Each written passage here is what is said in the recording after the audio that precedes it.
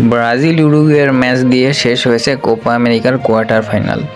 ওই ম্যাচটা টাইব্রেকারে জিতে সেমিফাইনালের টিকিট কেটেছে টুর্নামেন্টের 15বারের চ্যাম্পিয়ন উরুগুয়ে। তাদের আগে ভোর 4টায় হওয়া ম্যাচে কলম্বিয়া পানামাকে গোলের মালা পরিয়েছে। হামেস রদ্রিগেজরা জিতেছে 5-0 গোলে। ফাইনালে ওঠার লড়াইয়ে কলম্বিয়ার প্রতিপক্ষ এখন উরুগুয়ে।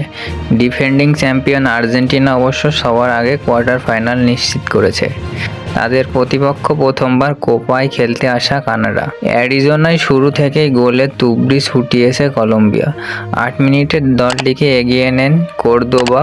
41 মিনিটের লুইস ডিয়াস গোল করেছে। এই অর্ধে স্কোর হয়ে যায় 3-0। তারপর দ্বিতীয় অর্ধে একটি করে গোল করেন রিচার্ড রিওস ও মিগুয়েল বোরহা। শেষ গোলটিও আসে স্পট কিক থেকে। পানামাকে বিধ্বস্ত করে এখন সেমিফাইনালে হুঙ্কার দিয়ে রেখেছে কলম্বিয়া।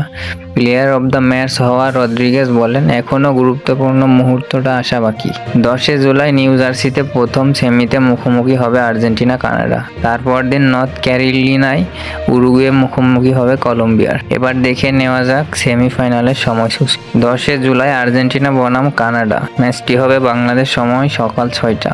11 জুলাই উরুগুয়ে বনাম কলম্বিয়া। ম্যাচটি হবে বাংলাদেশ সময় সকাল 6টায়। ভিডিওটি ভালো লাগলে চ্যানেলটি সাবস্ক্রাইব করে পাশেই থাকুন। ধন্যবাদ।